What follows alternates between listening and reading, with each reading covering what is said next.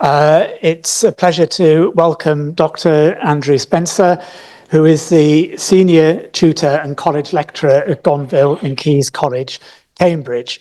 And David is the author of 2 or 3 fascinating books, which also are on the bookstall.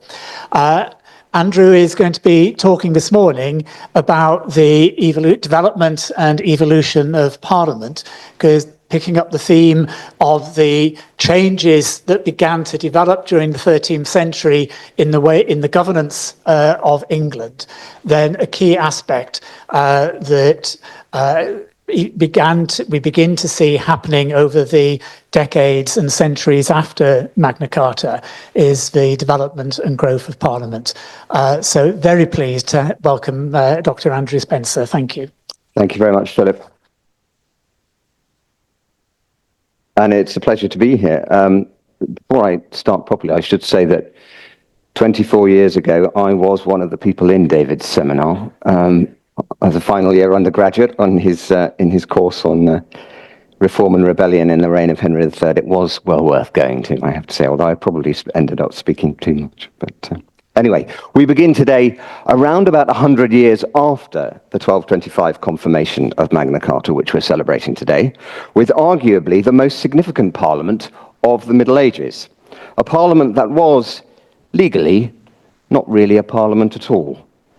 It had been summoned in the name of a king on the run by his vengeful wife to meet at Westminster on the 14th of December, 1326.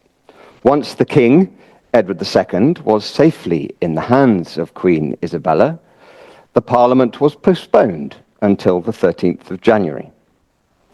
By the time the members struggled through the winter weather to reach Westminster in mid-January, the king was still not present, under house arrest at the forbidding Lancastrian stronghold of Kenilworth in Warwickshire. To carry on without him was illegal, but carry on they did.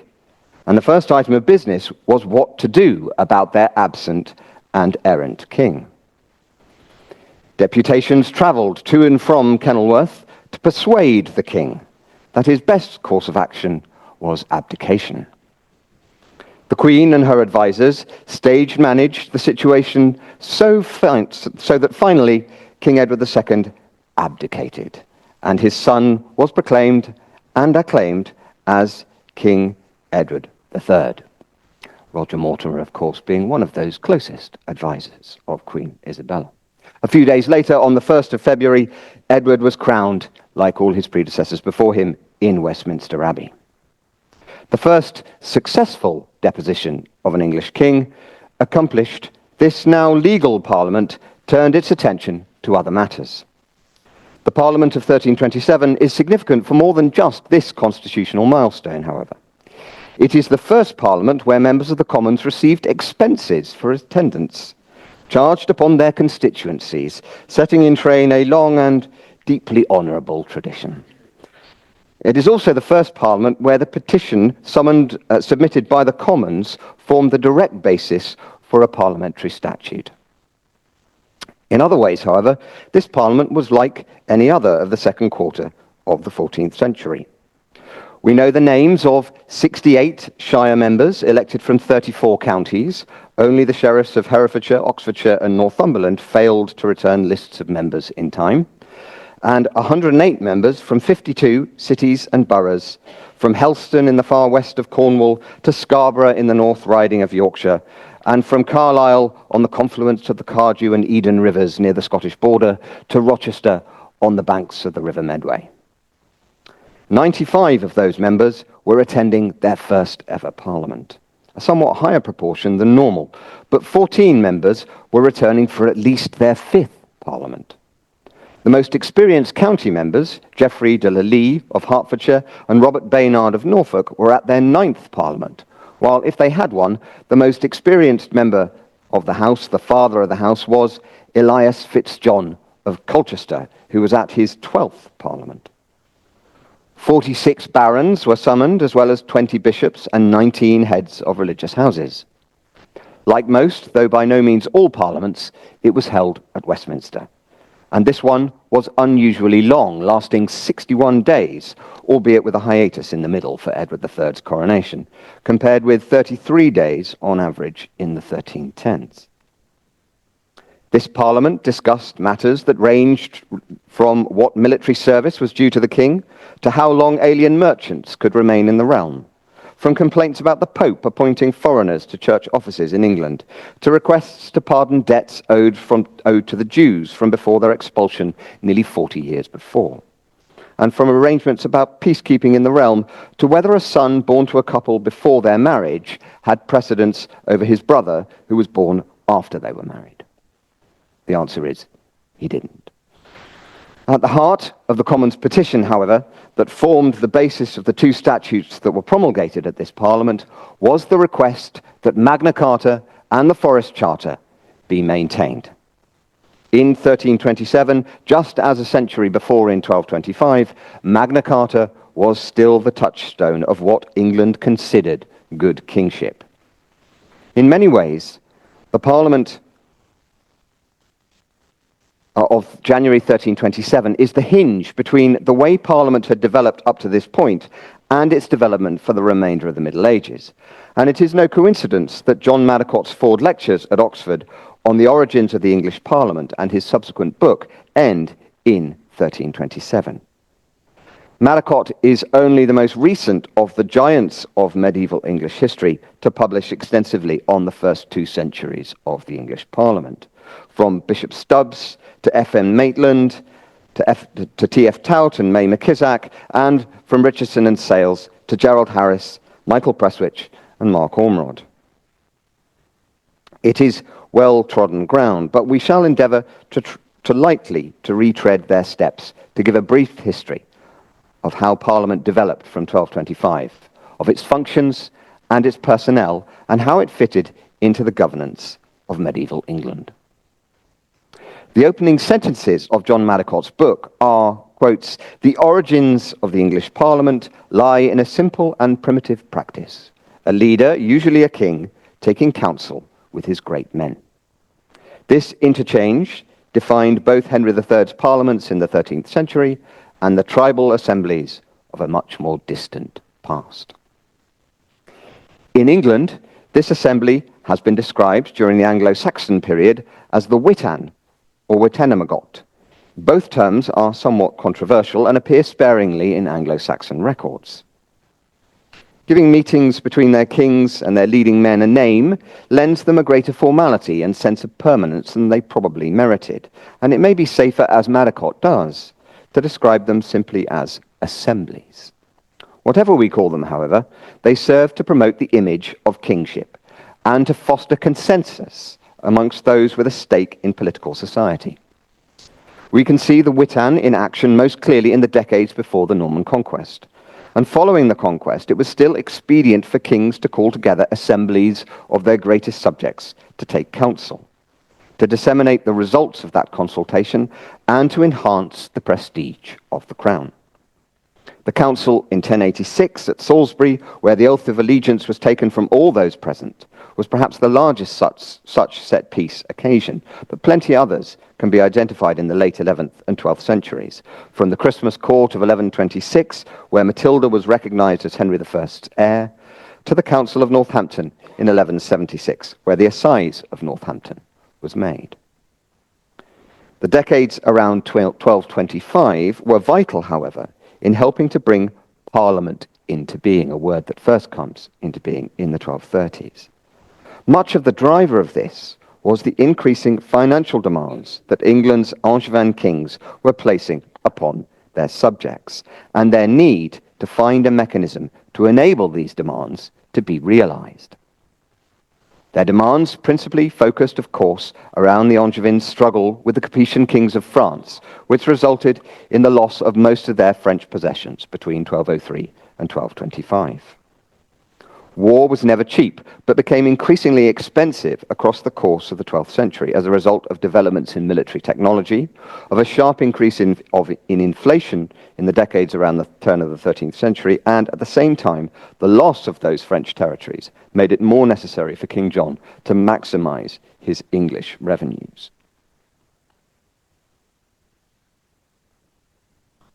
The acerbic chronicler Gerald of Wales noted that although their regular revenues were smaller than those of their predecessors, the Angevins took more care to make good the amount from exceptional sources.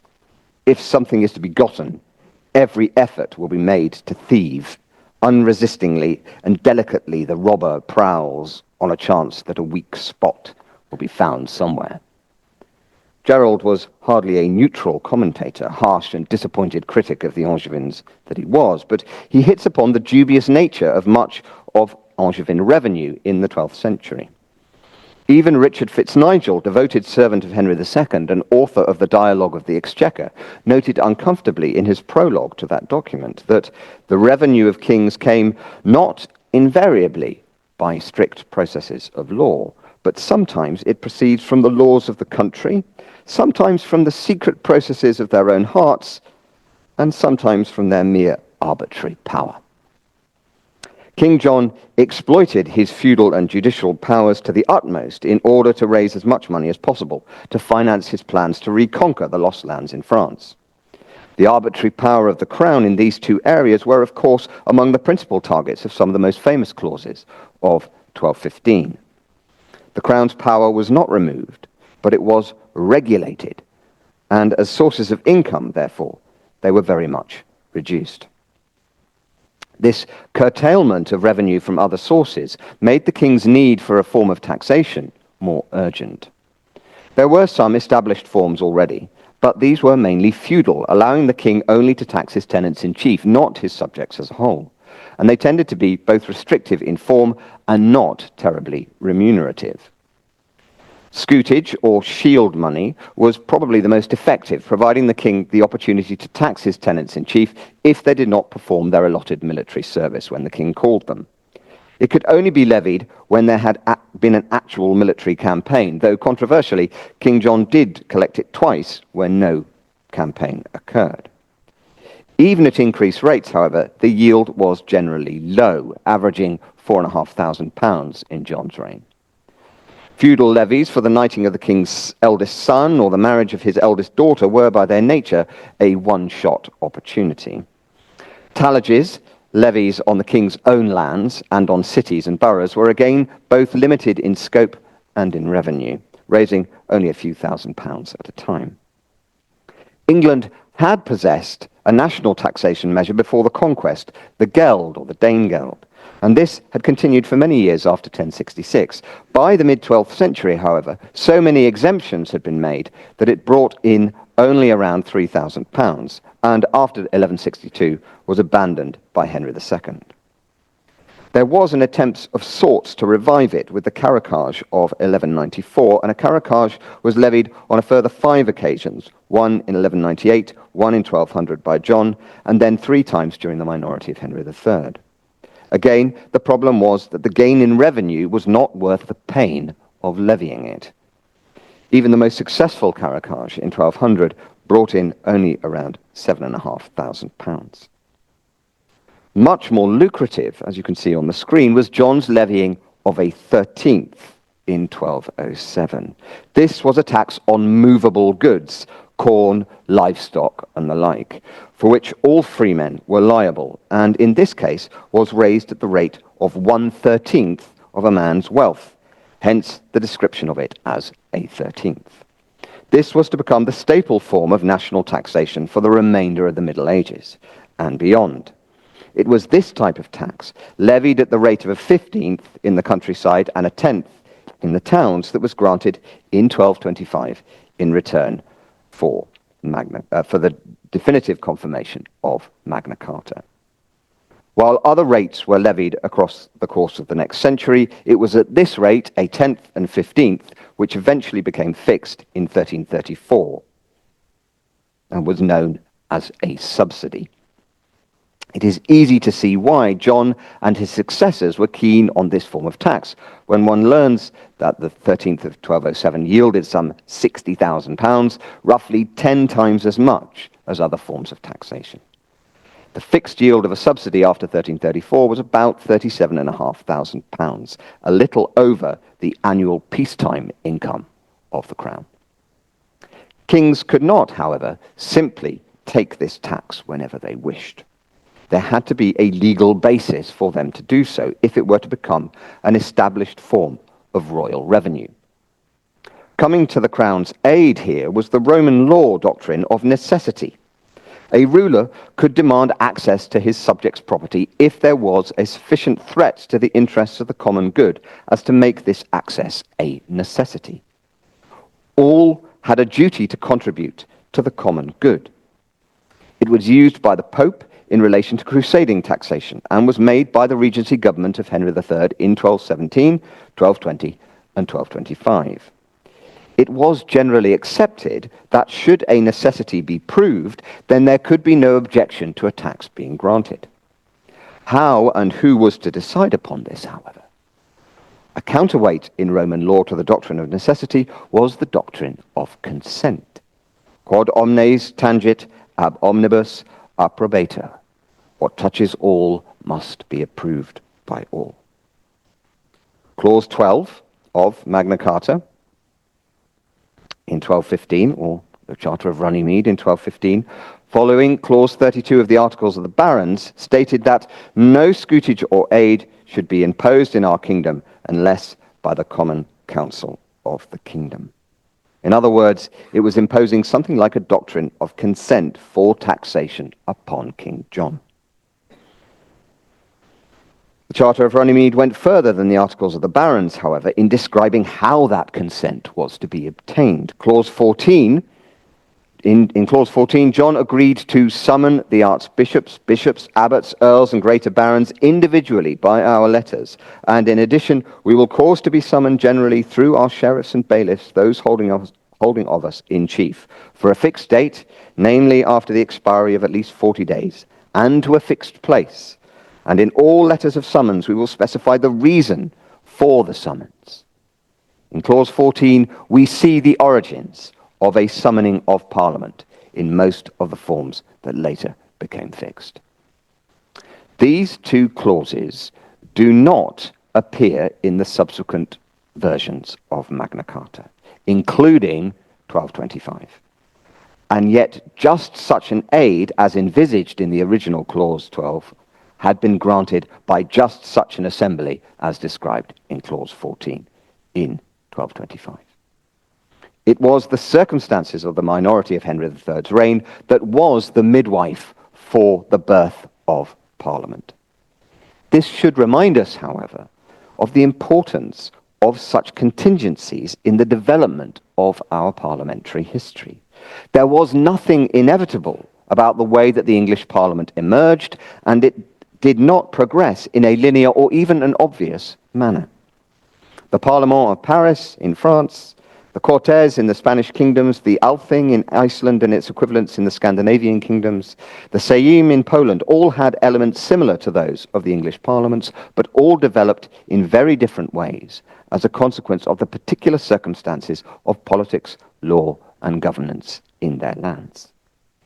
For much of the rest of the 13th century, the boundaries between the doctrines of consent and necessity were fought over in successive parliaments. There was basic agreement that if the crown could prove a necessity, then the community of the realm in parliament was obliged to grant the king an aid. Consent, therefore, did not come at the end of the process, but earlier. And the power of consent that Parliament possessed was not over whether a tax should be granted, but over whether a necessity existed in the first place.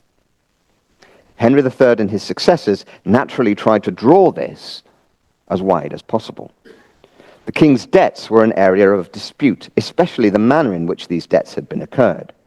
Sometimes such pleas were granted in 1217, 1237, and 1275, the latter in the aftermath of Edward I's crusade. But on other occasions, they were rejected. In 1232, Parliament rejected Henry's demands to cover the debts of his 1230 campaign in Brittany, on the grounds that the magnates had already provided military service and that the king had foolishly wasted his money.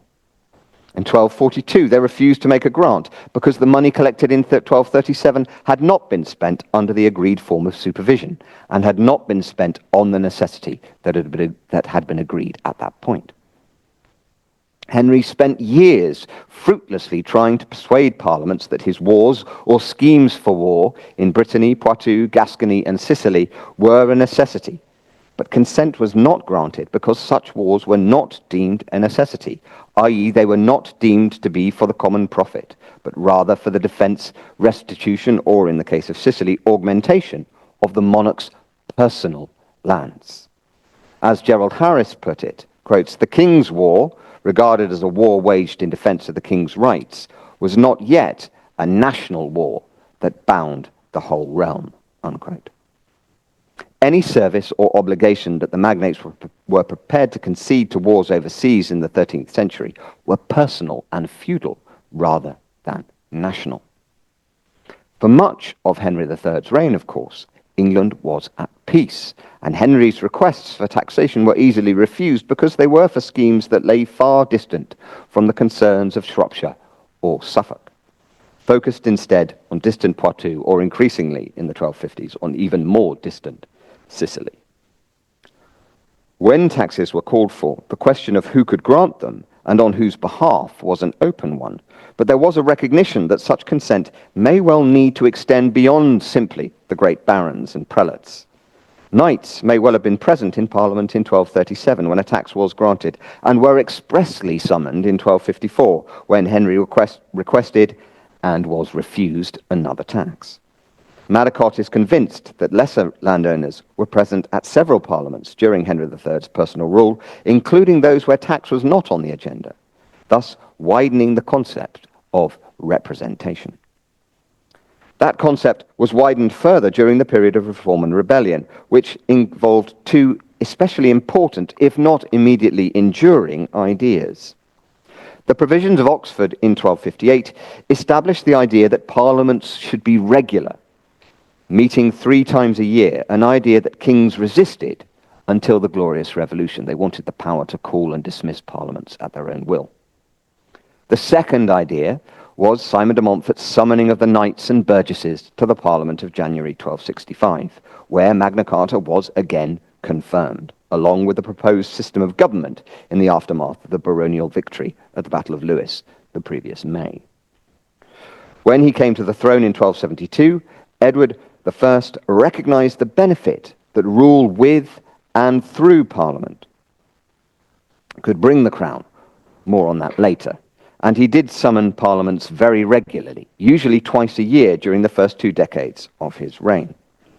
But they were called and dismissed at his authority alone. What we would later call the Commons were not summoned very often during this period. To only 2 parliaments out of 30 between 1274 and 1294 were knights and burgesses summoned, and only 2 others were knights alone summoned. Parliament might have developed quite differently, perhaps on lines more closely associated with the Parlement of Paris, had not war with France restarted in 1294.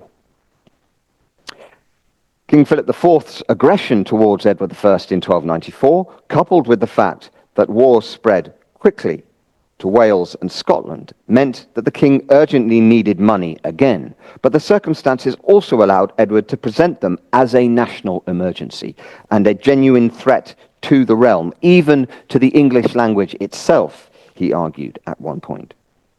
This meant that in 1294, 1295, and 1296, he was able to extract some very large taxes from both the clergy and Parliament, all parliaments to which the Commons were summoned.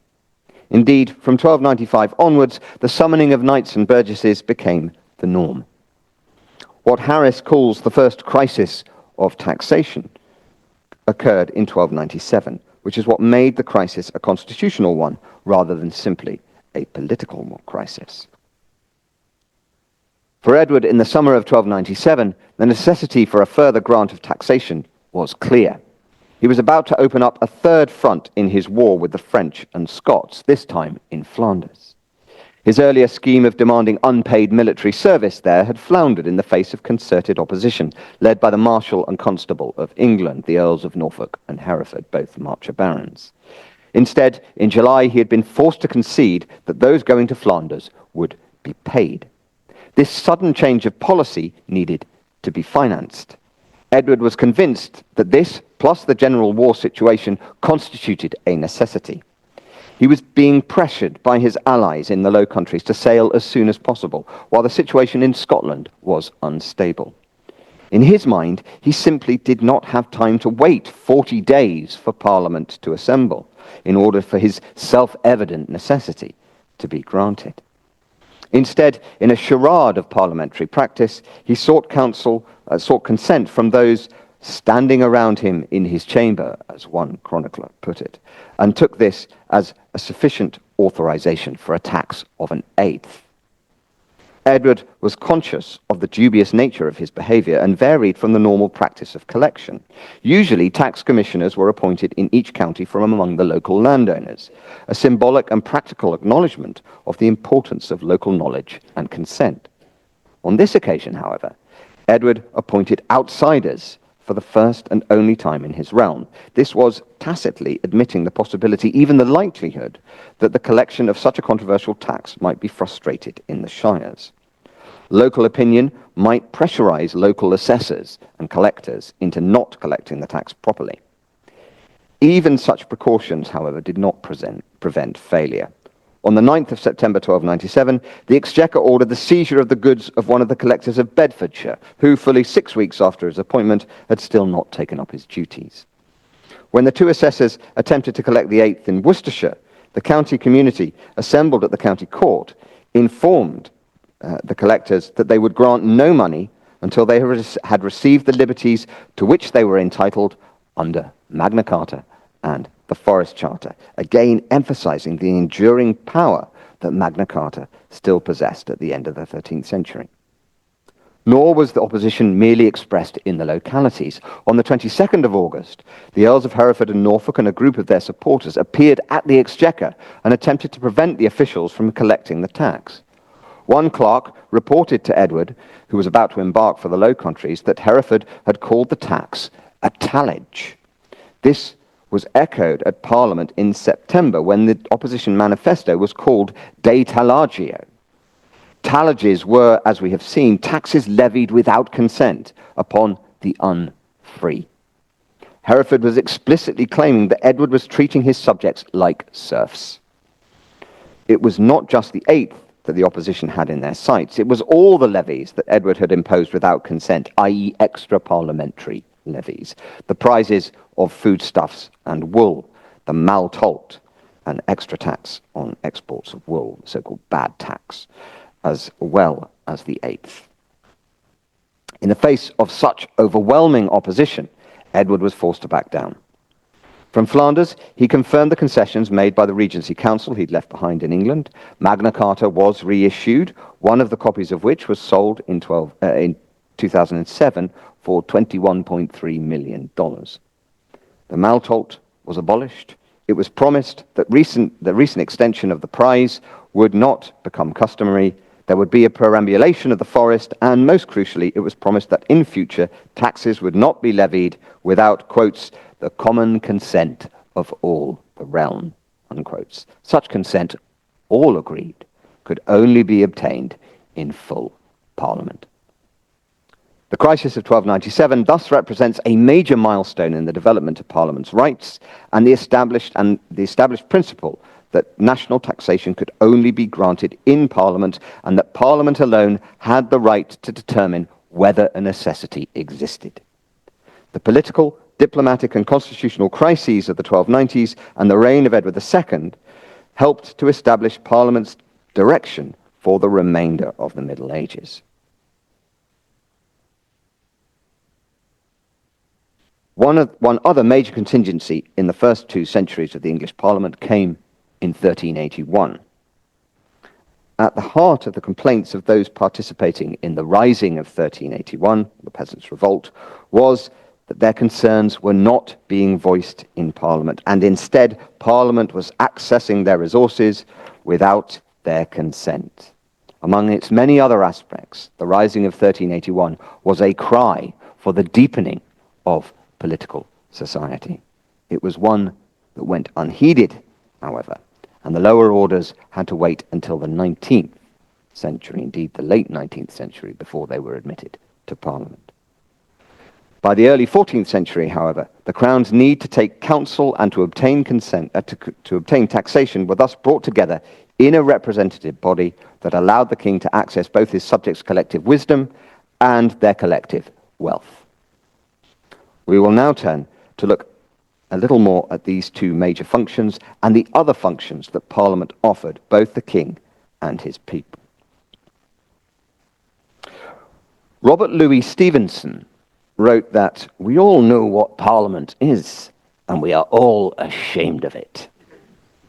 Whether the latter is true is beyond the scope of this lecture, but while the former may or may not have been true in the 19th century when Stevenson was writing, it almost certainly isn't true today. Having lectured and supervised on the topic of Parliament for many years at Cambridge, it's always interesting and somewhat disconcerting to know how few Cambridge history undergraduates really know what Parliament does today, let alone what it did in the past. Historians, too, have argued back and forth about which 13th century assemblies were actually parliaments and which ones were not. Fortunately, these arcane debates need not concern us today. But the basic functions of Parliament in the Middle Ages were the same as what they are in the 21st century. We have discussed two of them already, council and taxation. Parliament is there to advise the government, something one sees it doing robustly in debates and question times. More broadly, it is still, for all its faults, the place where the great matters of the nation are debated and discussed, from the poll tax and the Maastricht Treaty to the Iraq War, Brexit, and COVID. We have already seen that council was one of the primary functions of medieval parliaments. Bracton, the well-known legal treatise of the 13th century, was clear about the importance of counsel to good law. The author was well aware of the Roman law absolutist document that the will of the prince has the force of law, and sought to moderate it in this way. The force of law, he argued, was not anything rashly put forward of his own will, but what has been rightly decided with the counsel of his magnates, deliberation and consultation having been had thereon, the king giving it auctoritas. Parliament presented the most formal means by which the king could access counsel and provide auctoritas for his decisions of state. In 1295, the writ of summons to Parliament for the magnates enumerated the serious matters touching the king and his realm which needed action, and told them that without your presence and theirs, i.e. the other magnates, we do not wish to be dispatched. Matters of peace and war and relations with foreign powers were often discussed, and the need to consult offered the king considerable latitude. One of my recent graduate students has argued convincingly in his master's dissertation that Edward III was able to use Parliament's attitude towards papal provisions in the 1340s and 1350s to delay the Pope's peace efforts in the early years of the Hundred Years' War. In 1275, when Edward I told the Pope that he could not sanction payment of Peter's pence as it touched the crown, and he could do nothing without the consent of the prelates and magnates. Nor was such language merely lip service to the idea of counsel. There is often evidence of the lords being sent out of the king's presence to consider the advice which they wished to give him. A wise king would have a good idea of what he expected and wanted the advice to be, but he was also conscious of the advantage of Parliament as a public stage for consensus politics, as Magna Carta has called it.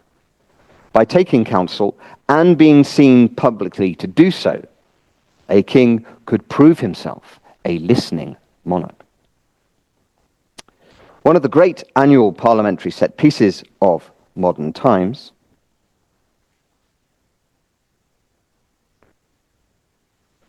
is the budget day. The Chancellor sets out his, or now her, plans for the year ahead, what taxes will go up and which will come down, and what the government has decided to spend our money on. This is all reverently reported as fact, and yet what makes it true is not the speech that the Chancellor gives, but the budget bill that follows it through the House of Commons.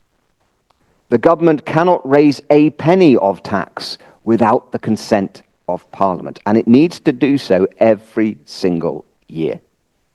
This is a legacy of the 13th century, a legacy of Magna Carta, and the battles of consent and necessity in 1297. War was expensive. Even a relatively short and small war, like the War of San-Sardo in 1324-5 under Edward II, cost around £65,000, approximately twice the entire annual ordinary revenue of the English crown. Taxes on movables offered the only realistic way of sustainably paying for the wars in which the English monarch found himself engaged in the later Middle Ages. Edward I raised around £174,000 in 3 lay taxes granted by Parliament between 1294 and 1296, plus another £126,000 in clerical taxes during the same period, all at a time when only around £1 million was in circulation. Even more impressive, given their regularity and the lack of opposition that they caused, were the series of lay subsidies that Edward III extracted from Parliament between 1343 and 1360, in the aftermath of the crisis of 1340-41. Henry V, in the 1410s, was similarly able to gain parliamentary consent to his necessity year after year during his conquest of Normandy and northern France. As well as taxes on movables, Parliament could and did grant other taxes. Most lucrative and important were the customs duties, usually granted to a king at the first parliament of his reign. In the early 1370s, when 25,000 sacks of wool a year were being exported, this produced an annual revenue of around £70,000 to the crown. This was a high point, however, and it gradually declined to less than £30,000 after 1430. The renewal of war with France in 1369 was cripplingly expensive, and military expenditure was running at around £100,000 per annum, and yielded only defeat and disaster for the English on land and sea.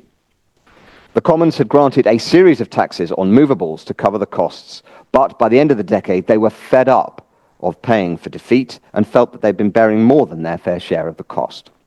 The newly prosperous peasantry who'd survived the Black Death were, the gentry believed, undertaxed, and so they, and the continual council around the young Richard II, sought to shift the burden of taxation down onto what they regarded as an uppity peasantry. A poll tax was granted in 1377, levied at flat rates across social classes regardless of wealth, covering around 60% of the population, a much higher proportion than a tax on movables. It was levied twice more, each time under different terms, in 1379 and December 1380, the last of which aimed to raise twice as much as a normal subsidy, and which sparked off the riots which precipitated the rising of 1381. Terrified by what had happened, no parliament sought to reimpose it until 1641, and that ended very badly as well, and then no one decided to impose it again until Margaret Thatcher in 1989, and that ended pretty badly too. In the end, both the Crown and Parliaments returned to the subsidy, and this remained the central plank of Crown finance for good, or mostly ill, right up to the English Civil War. Parliament's other principal modern function is as a lawmaking body. Under Mrs. Thatcher, Parliament passed an average of 1,724 new laws every year. Under New Labour, this was around 2,250 a year, and 2010 saw a record 3,506 new laws passed, the equivalent of 13.8 new laws for every working day of the year. These laws can be enacted through various measures, and most are not introduced as part of primary legislation, but are laid down as so-called statutory instruments. Even so, in 2024-5, one government bill passed into law every 8 days that Parliament sat. Medieval parliaments were much less inclined to pass constant legislation, and law moved and changed much more slowly in the Middle Ages for a variety of reasons. Despite this, Parliament emerged as the principal means of framing and disseminating new laws. Legislation had often been promulgated at great councils before. The Assize of Northampton was enacted at a council in 1176. Often, though, as with Magna Carta in 1215 and its early versions afterwards, law was passed down on much less formal occasions. With Magna Carta in 1215, John took every effort to ensure that this particular piece of legislation was not broadcast widely.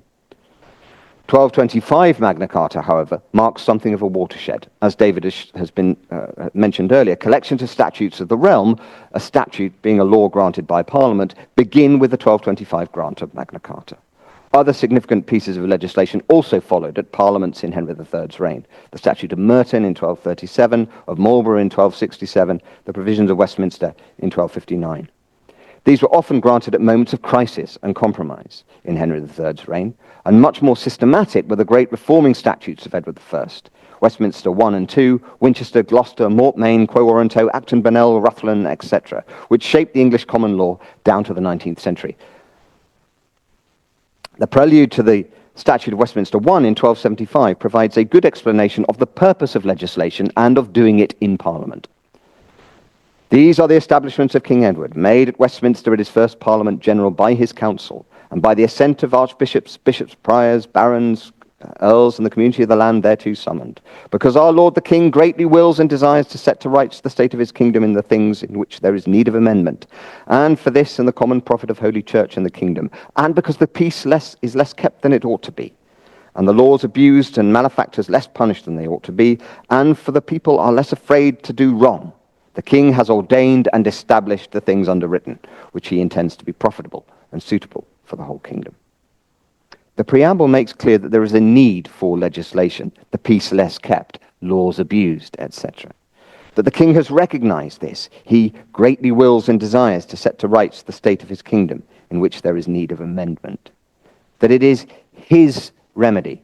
The king has ordained and established the things underwritten, which he intends to be profitable and suitable. But that he has done so with the assent and counsel of the community of the land, which had been summoned to Parliament. Though officially this was the king's remedy for an ill, the setting of Parliament gave the statute added force and validity, because it had been forged through consensus and discussion, and with the assent of all those gathered there to represent the realm. As time went on, legislation often originated with the Commons in response to petitions, another way that the king could portray himself as a listening and responsive king. Petitioning the king in Parliament emerged in the late 13th century as another important function of Parliament, which allowed the king to hear the complaints of his subjects, both corporatively and individually, and to redress grievances, either through answering a petition directly or through the introduction of corrective legislation to right a general wrong. Thousands upon thousands of singular or private petitions survive from the Middle Ages in the National Archives, Class SC8, and have been collected online. Panels of justices and lords were named to try these petitions and to recommend to the king how she should answer.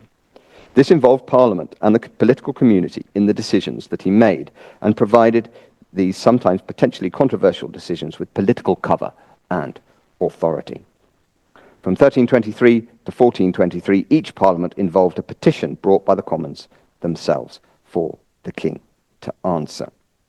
The Commons' petition was often jumbled and contradictory, and rarely seems to have been judicially edited before being presented, but it acted as a conduit for the common concerns of the people that the king would answer. Petitions remain a small but important part of Parliament today.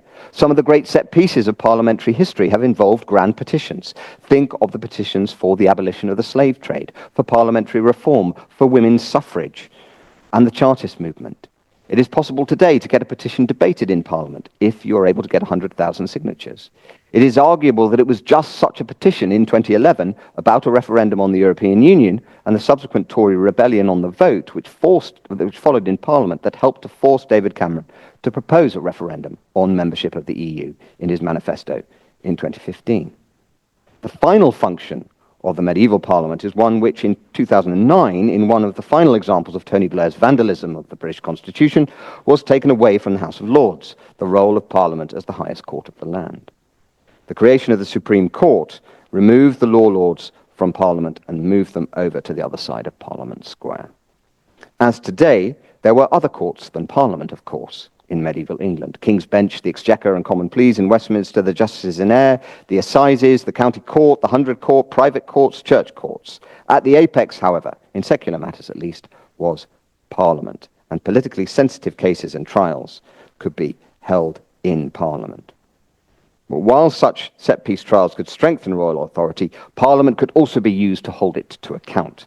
The ordinances of 1311 envisaged the king's ministers being held to account in Parliament, and in 1376, at the Good Parliament, impeachment was used for the first time against the court cabal around the ailing Edward III. These then were the 5 main functions of the medieval parliament, and each remains important today. But while recognizing the similarities, we also need to be conscious of the differences. There was no purpose-built Houses of Parliament on the banks of the Thames, no Speaker's chair, nor government and opposition benches, no political parties, no women members. Parliament usually met at Westminster, but not always by any means. The crucial thing to remember is that in the Middle Ages, Parliament was an occasion rather than an institution, though as time went on, it began to develop the trappings of an institution.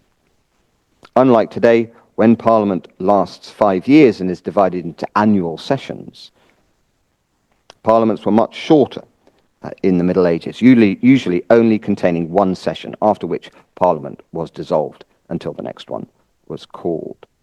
They tended to happen twice a year under Edward I until around about 1341, and then 1 a year afterwards.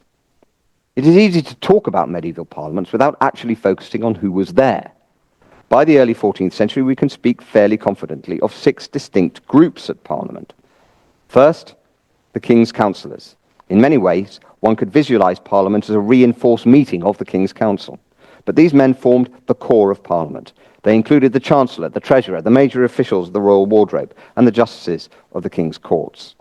There were 38 councillors summoned in 1300. They both explained the King's business to the rest of Parliament and were the principal handlers of the private petitions that flooded into Parliament. Then we have 2 groups in receipt of personal summons, the prelates and the lay magnates. All 21 English and Welsh bishops were summoned, along with the heads of major religious houses. Though the number of these varied considerably, even across a short period. 73 in 1300, but just 44 in 1302. Similarly with the lay magnates. The titled nobles were always summoned, but the number of other nobles was unstable, and there was a gradual process of shrinkage across the late 13th and 14th century, from around 100 at the beginning of the 14th century to something over 50 by the end. Our third group, the lower clergy, were ones who ultimately resisted attendance at Parliament, eventually moving into convocation. Our fourth and fifth groups are what became known as the Commons, the Knights of the Shire and the Burgesses. As we've seen before the 1290s, the specific summoning of county representatives was rare, but increasingly became standard practice. When a parliament was summoned, the sheriff of each county was ordered to cause to be chosen 2 knights of his county and then 2 citizens and burgesses from each city and town in his bailiwick. The Knights of the Shire generally were members of the landed elite in the county, who were chosen in the county court, while the sheriff sent writs to each of the towns, who then sent a return to him, not always in time, with names appended for him to send to the chancery. The returns for the shire members were usually pretty prompt and regular, and it is rare for us not to have close to a full list of 74 county members for each parliament. Borough representation was much more haphazard.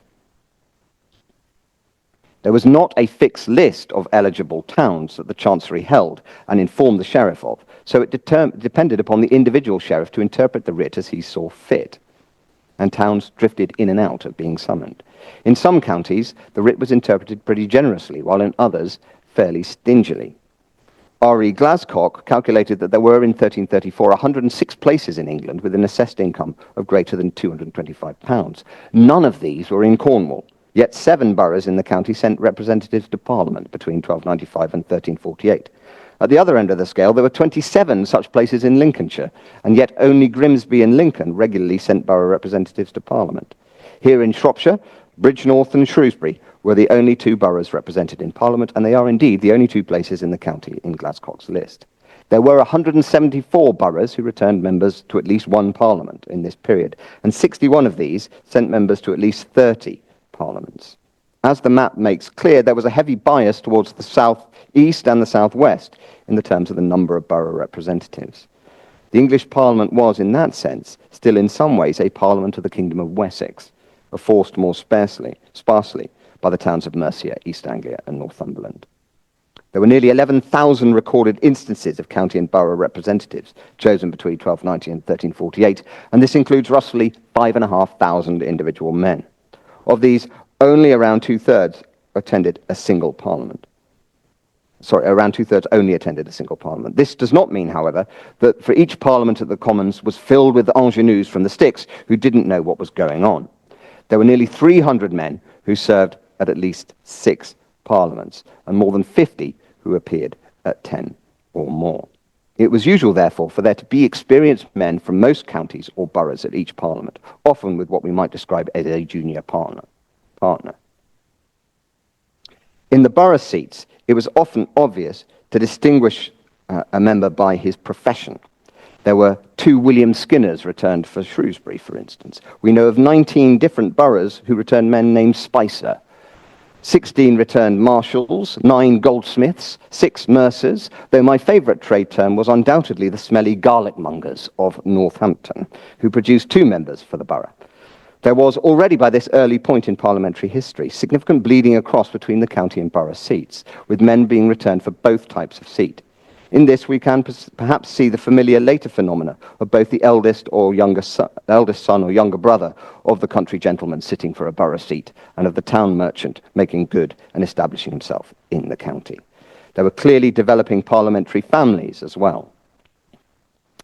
By the end of the 14th century, the type of man that one might find in the House of Commons would be found there in every subsequent century up to the end of the 19th. The final member of Parliament was the King himself. His presence was essential, even if only by proxy. And when he was not there in person, which happened occasionally, it made the business of Parliament much harder to transact. The King's business at Parliament, which touched his estate and that of the Crown, was nearly always taken first and dealt with in the Lords, the Commons merely rendering assent. This brings us very briefly to our conclusion, which is to think about the relationship between Parliament and the Crown. We are conditioned by bad Whig history and by our crude understanding of the civil wars of the 17th century to assume that Parliament and the Crown were in natural and perpetual conflict with each other. The accretions of power and authority by Parliament came naturally at the expense of the monarch. This is a mistake. First, it anthropomorphizes Parliament in a way that is unhelpful. Parliament was not a person with a mind and personality of its own, nor even yet was it an institution. It was, as I said earlier, an occasion. Parliaments met as and when kings decided they should meet, and for as long as he decided. Good kings and good kingship did not shy away from parliaments, far from it. On the contrary, good kingship was parliamentary kingship. Each of the functions of Parliament that I've described today could, if used rightly, hugely enhance the power, authority, and prestige of the monarch. A good king took counsel. A good king obtained his subjects' consent to his financial necessity to help him protect the realm. A good king listened to and responded to the petitions of his subjects. And a good king did justice fairly and impartially. If all these things were done in Parliament, they broadcast widely his efficacy and his good intentions. And importantly, they provided him with watertight support to anyone who did not like the decisions that were taken. A king could say that all this was agreed in Parliament by the community of the realm, and it was very hard to gainsay that.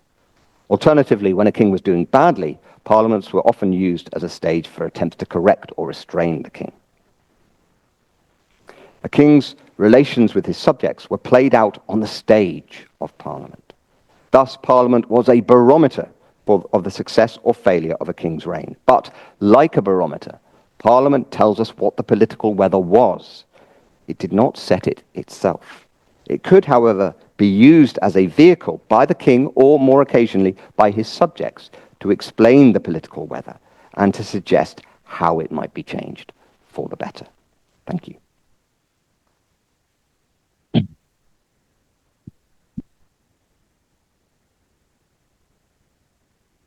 Thank you very much, Andrew. Fascinating insights into the early developments of Parliament and the relationships between Parliament and King.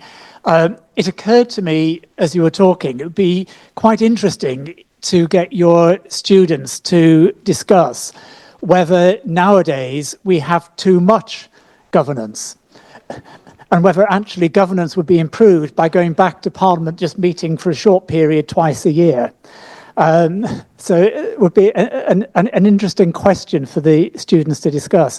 I also liked Gerald of Wales's comments, because I could actually just totally see that applying to chancellors, current chancellors of any political party, rootling away, trying to find yet more things that they can tax or increase the taxes on. We've got a couple of minutes. Has anybody got any questions for Andrew? I'm conscious that people will be wanting their lunches. Oh, Helen? Thanks, Andrew. That was really interesting. And I'm thrilled that you brought up petitions, because I'm working on petitions at the moment. And I was wondering if after 1297 and maybe 1300 as well, if there was an increase or a change in the political culture around petitioning. Was there an increase in petitions in Parliament, or did it follow any sort of trajectory or regression? So I think Parliament is always a place for petitions to come to. I think after 1300, we do start to see in the reign of Edward II the development of the Commons petition, so that actually the Commons meet and they sort of jumble together a whole load of sort of interesting concerns, and one can really see that very clearly in the 1327 Commons petition, which is a massive jumble of different ideas. I think that we see big spikes in petitions in Edward II's reign in the aftermath of individual positions in 1322 and in 1327, in the aftermath of the fall of Thomas of Lancaster in 1322, and a whole load of his enemies or people that are unhappy with him come forward and say, "Oh, Lancaster did these terrible things to me. Can you correct them?" And in 1327. After the fall of the Despensers, we see the same thing. Lots of people coming forward. So, "Oh, the Despensers did this terrible thing to me. Can you give me justice now?" So we do quite often see big waves of individual petitions emerging in the aftermath of political crises. But there is it's always a place where people are going to come to petition. You don't have to wait for Parliament. There are lots of petitions, of course, in SC8 that aren't heard in Parliament. They're heard at other times as well.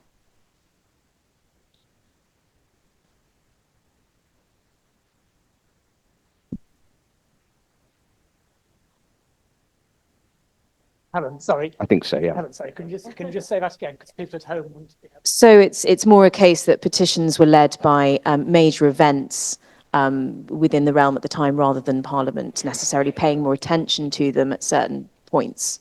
Yeah, in each Parliament, they do appoint a committee to look at any petitions that come in. So, I mean, I think there's always a steady stream. It's just that the river widens or goes into flood at various points when you get a political crisis. Okay, thank you. Right, and it's a good point to finish for lunch. So just thanks again to Andrew.